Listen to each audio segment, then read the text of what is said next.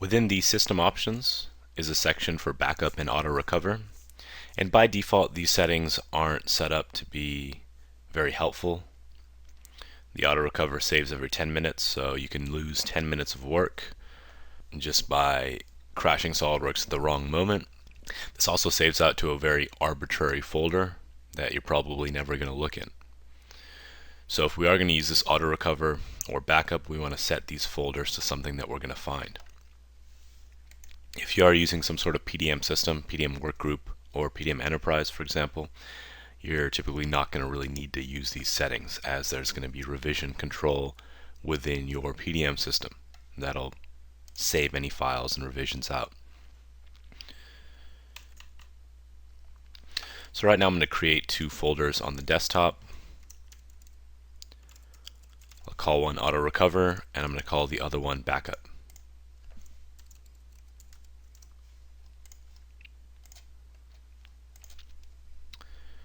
So typically if you work locally and you've ever had SolidWorks crash on you and you've lost work as a result, the auto recover setting is going to save you a lot of time. And if you want to go back within revisions and you don't have a revision control system, you can use the backup for that.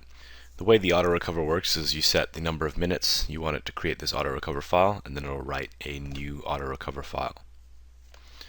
And for each of your SolidWorks files, you'll only have one auto recover file that's saved out. In 2011 and earlier, this used to allow you to change this to number of changes before it saves. Now it just does minutes. So if you are going to use this, I would set this to something like 1 or 2 minutes, just so you're not losing a lot of work if SolidWorks does indeed crash. So I'm going to set that auto recover folder up. Now I know where this is going, and similarly for the backup,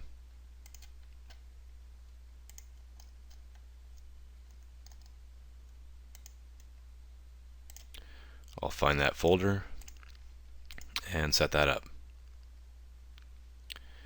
And by default this is turned off, and you may want to keep this turned off if you're working with a certain number of files or more.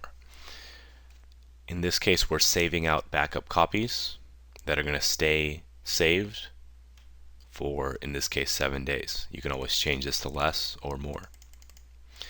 But if you're working with 1,000 files at a time, that can mean writing 1,000 files to the backup folder. So the backup settings make more sense for people who are working with a smaller number of files. If you're working with 5, 10, 20 files at a time, setting up a backup folder makes perfect sense. If you're working with thousands of documents, you probably want this turned off. In this case, we'll take a look at what happens with the backup settings. I'll set this as 3. Backup is going to save every time we save our file, and it's going to save out the previous change to our save. And we'll go ahead and take a look at what that looks like. I'd also probably change the save notification maybe every 10 minutes, just so you remember to save. So now if I work with this part a bit, maybe change a dimension.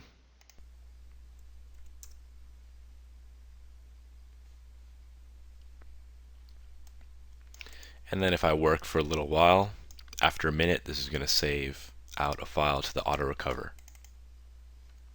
Right now this is empty. If we wait a little bit, it's going to save that out. Once I do save this,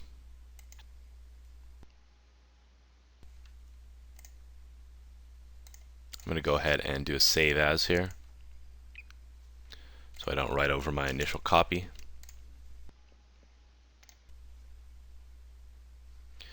Once I do a save, and let's say make a change, since I changed the file name, and then save once more, this is going to bring something into the backup folder. So you can see I have 2 files that are created.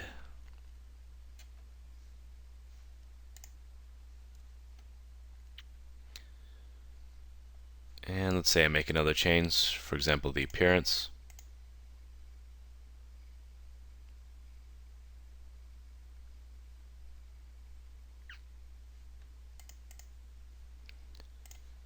and save this again.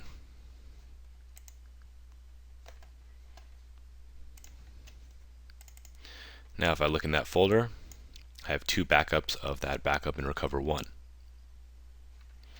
And I'm going to go ahead and make one more change and save this one more time. And for this, I'll just create a quick extruded cut through this part.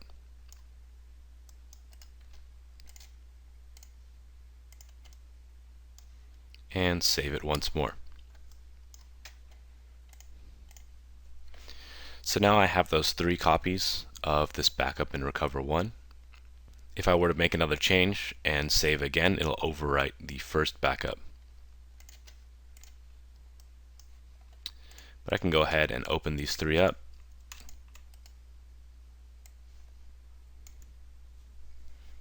And we can take a look at these.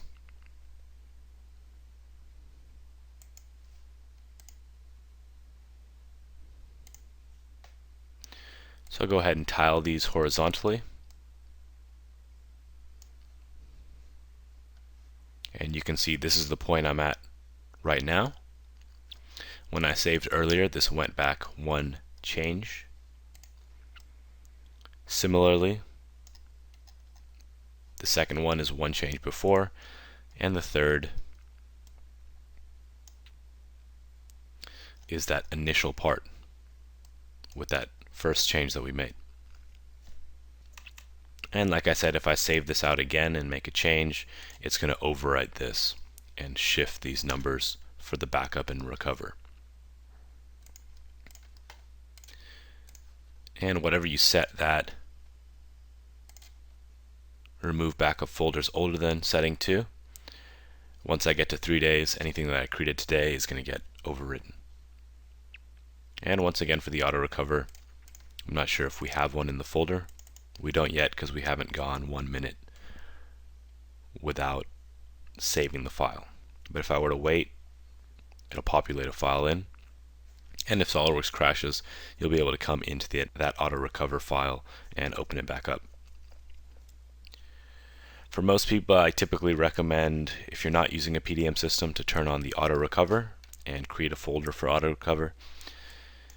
And usually not worry about backup, as you tend to create quite a few backup files if you're working with a lot of parts. So typically Autorecover will be more helpful than that backup. But that's how you set up both of those.